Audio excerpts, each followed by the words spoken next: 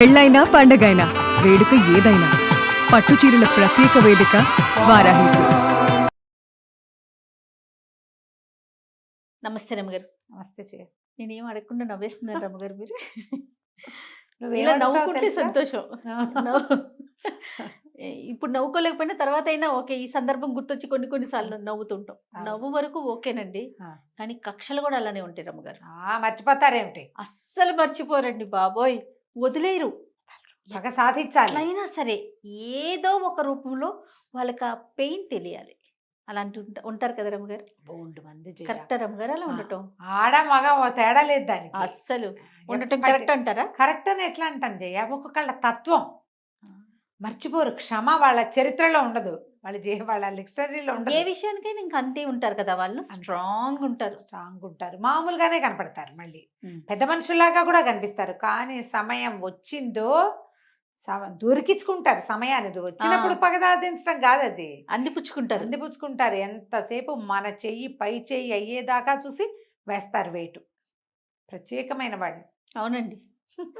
కొన్ని పేర్లు నాకు ఫ్లాష్ అయినాయి కానీ చెప్పకూడదని వద్దు, వదిలేశాను. అప్పుడు ఎవరి పేర్లు చెప్పు. కాంట్రవర్షియల్ టాపిక్స్ మాట్లాడడం మనం. ఓన్లీ కథలే చెప్పుకుంటాం. అంతేనండి. వాళ్ళ సమయం కోసం వేచి ఉండి ఆ సమయం వచ్చాక ఎవరెవరు ఎప్పుడెప్పుడు ఏ ఏ ద్రోహాలు చేశారో వాళ్ళందరికీ పెడతారు వరుస పెట్టి రేం. అవును. ఎవరిని వదిలిపెట్టరు.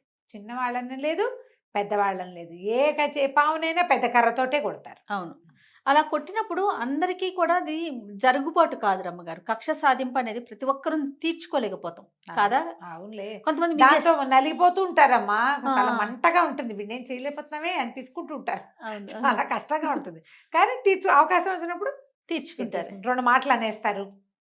అవును. ఏదైనా ఒక విషయం కుదిరితే చేస్తారు. ఇలాంటిది ఒక కథ చదివాను చేయాలి. ఓ, చెప్పండి. చందమామలో బాతుల కన్నడు. ఆ. ఒక బాతుల అమ్మే ఆవిడ, ఒక ముసలావిడ, బాతులు పెంచే ఆవిడ ఉంది. ఊళ్ళల్లో ఏం చేయ ఇప్పుడు కనిపించట్లా. మనం మా చిటుకుడులోనే మేము చూస్తుండే వాళ్ళ రోడ్ల మీద ఏదో ఎచ్చిపిచ్చిగా భార్య భర్త ఇద్దరు ముగ్గురు పిల్లలు రోడ్ల మీద పోతుండే వాళ్ళు. ఒక పెద్ద గుంపుల బాతులు గుంపులుగా బాతులను తీసుకుపోతూ ఉండేవాళ్ళు. అమ్మేవాళ్ళు, పిల్లల్ని పెట్టించేవాళ్ళు.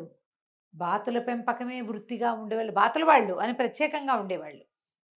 మా అన్నయ్య ఎక్కడి నుంచో కోళ్ళఫారాలు అవి ఉన్నాయిలే, మాకు అప్పుడు ఉండేవి చిన్నప్పుడు. ఖజానా బాతులు అని తెచ్చాడు. ఇంత లావు బాతు, ఇంత పొడుగు మెడ, ఇంత ఎత్తున ఉండేది. అవి అసలు మనుషులు వెంబడి పడిపోయేవి. మాకు గంగానమ్మ దొడ్డి, దాని పేరేదా పెరడు పేరే గంగానమ్మ దొడ్డి అంటారు. అందులో ఉండేవి. ఈ కోళ్ళఫారంకి రక్షణ అనమాట. పాములు చంపేసేవి బాగా. అవి ఇట్లా ఖజానా బాతులు 3 4 ఉండేవి. తర్వాత పిల్లలు కూడా పుట్టి 5 6 అయినాయి. కానీ అవి మహాకక్షవి. ఒక్కసారి ఒక మనిషి మీద పగబట్టాయంటే వాడిని రోడ్డు మీద నడవనిచ్చేవే కాదు. అవునా, కరుస్తాయి రమ్మగారు. వెంబడి పడిపోతాయి జయ. అది ఇంత పొడుగును మా బడిట పావుల సాచి వెనకాల పడితే పీకేస్తాయి. ఉండేవి బాతులు. అప్పుడప్పుడు మా ఇంట్లో పెళ్ళిళ్ళప్పుడు కూడా వాటి ఫోటోలు, ప్రత్యేకంగా ఖజానా బాతుల ఫోటోలు కూడా ఉన్నాయి మా పెళ్లి ఫోటోల్లో. బాగా తిరిగేవి. మేమంతా అలవాటైన వాళ్ళ మా వెనకాల పడేవి కాదు. ఎవడో బెడ్ వేసిన వాడు, రాయి వేసిన వాడు ఉంటాడా, వాడికి మర్చిపోవు.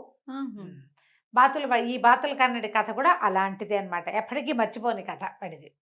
అయితే ఒక ముసలమ్మ ఉండేది, బాతుల పెంపకం. ఆవిడకు ఒక కొడుకు ఉండేవాడు. వాడికి ఏమీ లేవు, పని లేదు, బాతుల గోళ్ళలోనే ఉండేవాడు. వాళ్ళ అమ్మ అనేది బాతులు నేను పెంచుతాను, నువ్వు ఏదైనా పని చేయరా అంటే వాడికి పెద్ద నచ్చేది కాదు. వాళ్ళ దగ్గర 2 ఆడబాతులు, ఒక మగబాతు, 16 పిల్ల బాతులు ఉన్నాయి. అయితే ఏమైంది, వాళ్ళ అమ్మ ఏమంది, కొన్ని బాతుల్ని అమ్ముకురా, పిల్లల్లోనే ఆడని మగని సెపరేట్ చేసి అమ్ముకురా, కాస్త ఖర్చులకు డబ్బులు ఉంటాయని చెప్పింది. వీడు సంతకెళ్ళాడు. సంతకెళ్ళి బాతులు భలే అందమైన బాతులు ఎట్టబడివి, బలంగా కూడా ఉన్నాయి, బాగా మేపేవాళ్ళు.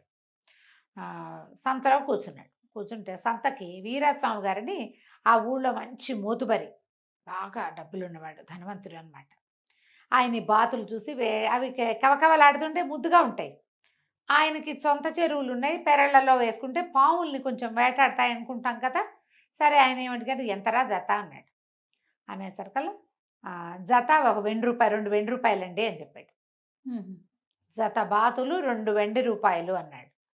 అవురవరా, అంతెందుకురా, 2 సత్తు రూపాయలు చాలు వీటికి అన్నాడు. సత్తు రూపాయి వెండి రూపాయి ఎంత తేడా ఉంది. వాడు ఇష్టమైతే తీసుకోండి బాబు, లేకపోతే మానేయండి, నేను తక్కువ గీనండి, మా బాతులు మంచి అన్నాడు. అనేసరికి కొళ్ళు మండిపోయింది. ఏంటి నాతో బేరమాడతావుగా, నువ్వు ఎంత వాడివి, నువ్వు నీ బతికెంత, నువ్వెంత అని అరే పట్టుకోండి రా 2 బాతుల్ని అని చెప్పి ఒక జోడు బాతుల్ని తీసుకెళ్ళి వీడిని ఈడ్చుకురండి అని వాడిని కట్టి కొట్టేసి 25 కొరడా దెబ్బలు కొట్టించాడు. అయ్యయ్యో! నాతో బేరం ఆడతావా, ఇంత ధనవంతుణ్ణి, నాకు బేరం చెప్తావా నువ్వు, తీసుకోండి బాబు మీ ఇష్టం, తోచినంత ఇవ్వండి అనాలి. బాతులు పెంచుకుని ఊళ్ళో బతికేవాడివి మోతుబరితో నీకు పందెమైతేట రేటు చెప్తావేంటి నువ్వు, నీ రేటు ఏమిటి, నువ్వెవడే అసలు, మొత్తం బాతులు తీసుకున్నా దిక్కులేదు అని చెప్పి కొట్టించేశాడు 25 దెబ్బలు. వీడు దెబ్బలని అయిపోయాక వీపు విదిలించుకుంటున్నాడు. కొడితే కొట్టారు కానీ డబ్బులు వదిలేదు, లేదండి 2 వెండి రూపాయలు ఇచ్చి తీసుకోండి అన్నాడు. వాడు ఊరుకోడు అనమాట. అనేసరికి ఇంకో 10 కొట్టండి రా వీడిని. 35 దెబ్బలతోటి తీసుకొచ్చి బయట పారేశారు. అయినా కూడా వాడు తగ్గట్లా. ఏం చేస్తాడు, వీపు వాచిపోయింది, వదలాలని లేదు. ఇంటికి వెళ్ళి బాగా ఏడ్చాడు వాళ్ళ అమ్మ దగ్గర. అక్కడి నుంచి ఆ ఊళ్ళో నుంచి వెళ్ళిపోయాడు. వాళ్ళ అమ్మదారిని, వాళ్ళ అమ్మ ఇంకా అన్నయ్యలు ఎవరో ఉన్నారు, ఆవిడ ఉండేది. ఇక ఆ ఊరు ఈ ఊరు తిరిగి ఎక్కడెక్కడో ఏదేదో సంపాదించుకుని పెద్దవాడయ్యాడు. ఈ కథ నాటికి వాడికి ఒక 16-17 ఏళ్ళు. ఆ నూనూగు మీసాలు, మొలక మీసాలు, మొహం నిండా పింపుల్స్, పిల్లలు బక్కగా ఉంటారు. ఆ వయసులో పుష్టి తేలరు కదా, ఎదిగే వయసులో పిల్లలు తేలరు, బక్కచిక్కిపోయి ఉంటారు. ఆ డొక్కు మొహంతో వాడు 10-25 ఏళ్ళు వచ్చాక వాడు ఎట్టా ఉంటాడో ఎవరికీ ఊహలేదు. 27-28 సంవత్సరాల వయసు వచ్చాక ఒకనాడు మళ్ళీ ఈ ఊరు వచ్చాడు వాడు. వస్తే ఈ వీరాస్వామి గారు ఏదో పెద్ద బంగ్లా లాంటిది కట్టిస్తున్నాడు. వడ్రంగి పనులు జరుగుతున్నాయి. బోల్డంత కలప తెప్పించారు. దొంగలు అవి తెప్పిస్తారుగా. ఇప్పుడు మనకి కలప అనగానే ఏమీ తెలీదు, మనకు అన్నీ తెలిసినవి ఏమిటి, మన దాన్ని ఏదో అంటారు కదా, ప్లైవుడ్ డెకలమే తెలుసు. పాతకాలంలో ఇళ్ళు కట్టడం కలప అంటే అంత దొంగలు రకరకాలు నేరేడు తెచ్చేవాళ్ళు, వేప తెచ్చేవాళ్ళు, తాటి తుమ్మ తెచ్చేవాళ్ళు, తాటేమో వాకిట్లో వసారాలో దింపడానికి తాటి దిమ్మలు వచ్చేవి. అక్కడి నుంచి టేకు, పై ఓళ్ళ నుంచి పనస, సన్న పండ్లకి జాజికాయ చెక్కలు, ఇవన్నీ ఇంతంత లావు మోకులు, ఇవి ఏమన్నా దాన్ని లాగ్స్ అంటారు, దిమ్మలు, చెత్త తాలూకు ఇవన్నమాట. ఎన్నో ఉన్నాయి. వీడు అదంతా చూసుకుంటూ వచ్చాడు లోపలికి. ఎట్లా లోపలికి వెళ్ళి పెరడంతా విశాలంగా తెరిచింది, రకరకాలు ఉన్నాయి కదా, ఒక్కొక్కటి ఇట్లా కొట్టి ఇట్లా రాసి చూస్తున్నాడు. ఈ వీరాస్వామి గారు పెరట్లోకి వచ్చాడు, అదే ఆ పక్కకు వచ్చాడు. వచ్చి ఎవరు ఏమిటి కలప గురించి తెలిసేముందే అన్నాడు. అంటే తెలియకేమండి, ఎన్నాళ్ళ నుంచో ఈ పని చేస్తున్నాను నేను, ఒక మాదిరిగా తెలుసు, మరి అంత గైరుగా లేదండి అన్నాడు. అనేసరికి వీరాస్వామి అన్నాడు, ఎవరు తెలిసిన వాళ్ళని పిలిపించాను, నీకు అంత గట్టిగా తెలిస్తే కొంచెం అడవి వైపుకి వెళ్దాం, నువ్వు ఏ చెట్టు బాగుందంటే ఆ చెట్టు కోయిస్తా అంటే సరే పదండి అన్నాడు. పదండి అంటే పెద్దగా పని వాళ్ళు ఎవరు రాలేదు, ఏదో వాళ్ళు ఎవరో తిరుగుతున్నారు అటు ఇటు. ఈ వీరాస్వామి ఈ బాతుల కన్నడు ఇద్దరు అడవిలోకి నడిచి వెళ్ళారు. చూసిన వాడు ఏం చేశాడట, ముందుకు తీసుకెళ్తే మనుషులు ఎవరు లేకుండా వీళ్ళిద్దరే, నిర్మానుష్యంగా ఉంది వాళ్ళిద్దరే. వీడు ఇంకా కొంచెం అట్లా ముందుకు తీసుకెళ్ళి ఒక పెద్ద లావుగా మొదలున్న చెట్టును చూపించి, అబ్బో భలేగా ఉందండి, ఇది కనుక కోయించామంటే బ్రహ్మాండంగా దర్వాజాలు తయారైపోతాయి, ఎంత కైవారం ఉందో కొలుద్దాం, కావిటేసుకోండి ఈ చెట్టుని అన్నాడు. కైవారం అంటే చెట్టు తాలూకు సర్కంఫరెన్స్ మొత్తం రౌండ్ తెలియాలి కదా, కైవారం అంటాం తెలుగులో దాన్ని. ఈయన ఇట్లా ఏం చేశాడు, చెట్టును ఆనుకుని 2 చేతులతోటి ఇట్లా కావలించుకున్నాడు. మన 2 రౌండ్ కాకుండా ఇంకా ఎంత ఉందో తెలియటం కోసం ఇది దగ్గర పెట్టేసరికి వాళ్ళు వీడేం చేశాడు, రెండో వైపుకి వెళ్ళి, ఆయనేమో చెట్టుకు ఓ వైపు నుంచి దాన్ని కావలించుకున్నాడు, వాటేసుకోవటం అంటారు, అదే కావలించుకోవటం అంటారు మేము. అవతల వైపుకి వెళ్ళి జేబులోంచి ఓ తాడు తీసి 2 చేతులు కట్టేశాడు. ఊరిని ఇప్పుడు నీకు ఇట్లా కట్టేస్తే ఒక రకం, నువ్వు ఒక చెట్టుని కావలించుకుని ఉండగా నీ మొహమేమో చెట్టు కానుకుంది, బొజ్జ ఛాతీ చెట్టు కానేసుకున్నాయి, చేతులు ఇట్టున్నాయి, మెడ ఇటు తిప్పడానికి కూడా వెళ్ళి. అవును, 2 చేతులు కట్టేసి, నేను వడ్రంగిని అనుకున్నావా, బాతుల కన్నెండి 35 దెబ్బలు కొట్టావు, ఇవాళ నీ దెబ్బలు వసూలు చేసుకొచ్చాను నేనని అక్కడి నుంచి ఒక పెద్ద తాము అంత చేపాటి తాడు ఇదొకటి తీసుకుని తాడు లాంటిది మెలిపెట్టి పటా పటా పటా కొట్టేశాడు 35 దెబ్బలు. ఈయన 50 ఏళ్ళవాడు, కుర్రాడు 25 ఏళ్ళవాడు కొడితే ఎంత దెబ్బ తగులుతుంది. ఇక పిచ్చి కేకలు పెట్టేశాడు వీరాస్వామి గారు. ఇక పిచ్చి లేదు వెరలేదు, అక్కడ ఎవడున్నాడు, పని వాళ్ళతో వెనక దిగబడిపోయారు, ఈయనేమో ముందుకు వచ్చేసాడు. 35 కొట్టి ఇవాళ దెబ్బల బాకి ఈరోజు తీరిపోయింది, బాతుల బాకీ కోసం మళ్ళీ వస్తా నేను. మరి బాతులు తీసుకున్నావు కదా అని వెళ్ళిపోయాడు.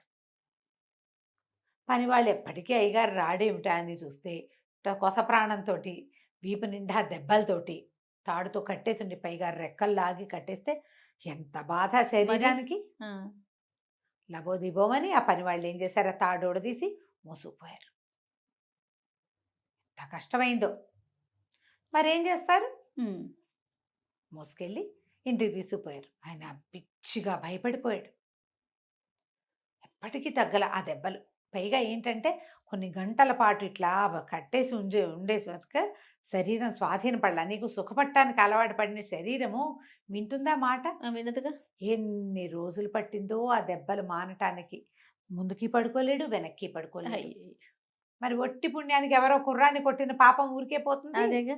వాడు వదిలిపెట్ల. అక్కడి నుంచి ఏమైంది, కొన్ని రోజులు గడిచింది. ఈయన మంచం పట్టేశాడు.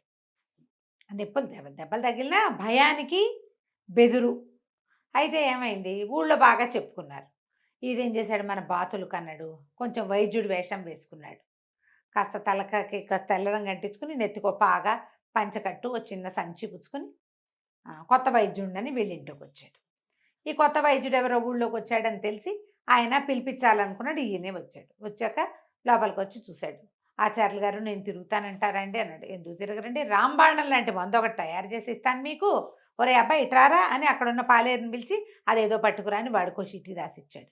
ఇంట్లో ఉన్న ఈయనకి సహాయం చేస్తున్న పాలేళ్ళందరినీ ఒకడిని కల్వం దెమ్మని, ఒకడిని అదేదో దెమ్మని, ఇంకొకడిని వాళ్ళు ఎవరింటికో వెళ్ళి అదేదో పట్టుకురమని మొత్తం అందరినీ పంపించేసి ఆ కంచి మూలనున్న దుడ్డుకర్ర తీశాడు. తీసి, వైద్యుడిని అనుకున్నావా, బాతుల కన్నని నీ సంగ చెప్పడానికి వచ్చారని కర్ర ఎత్తాడు. ఎత్తేసరికి ఆయన ఇట్లా బిగుసిపోయాడు. ఆ కొన్ని గంటల పాటు ఇలా కట్టేసి కొట్టిన అది ఉందా షాదురు, అదురు, ఆ అదురుతో బిగుసిపోయాడు. నాకు నిలుగుడ్లు పడ్డాయి, డబ్బులు వసూలు చేసుకోవడానికి వచ్చానని ఆ పెట్టెలు ఈ పెట్టెలు అన్నీ వెతికి డబ్బులు పుచ్చుకెళ్ళిపోయాడు. మళ్ళీ వస్తానని చెప్పాడు. పాలేళ్ళు పనివాళ్ళు అందరూ వచ్చేసరికి ఏముంది, ఇట్లా బిర్ర బిగుసిపోయి ఉన్నాయి. ఈయన కనిపించాడు. మొహాన్ని నీళ్లు కొట్టారు. రైగారని ఎట్టగొట్టా చేసి ఎవడో ఇంకో వైద్యుని తెచ్చి మొత్తానికి సరి చేశారు.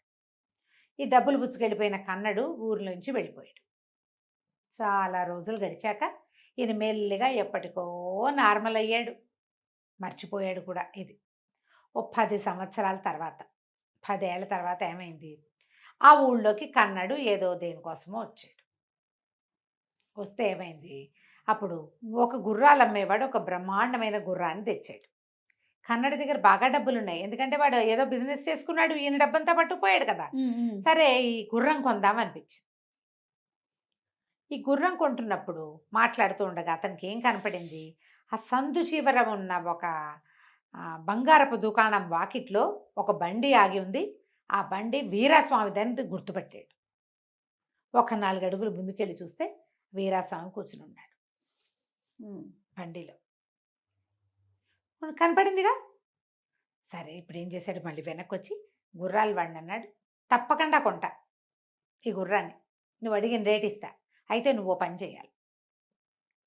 గుర్రం వేసుకుని దౌడు తీసుకుంటే అక్కడ బండి ఉంది చూసావా, ఆ బండిలో ఉన్న ఆయనకి వినపడేలాగా నేను బాతులు కన్నండి అని అరుచుకుంటూ వెళ్ళు. అక్కడ ఆగద్దు, అరిచి నువ్వు ముందుకెళ్ళిపో, మళ్ళీ తిరిగిరా, నేను తీసుకుంటా నీ గుర్రం అనగానే ఏముంది ఇంత చిన్న పనే, మాటే కదా.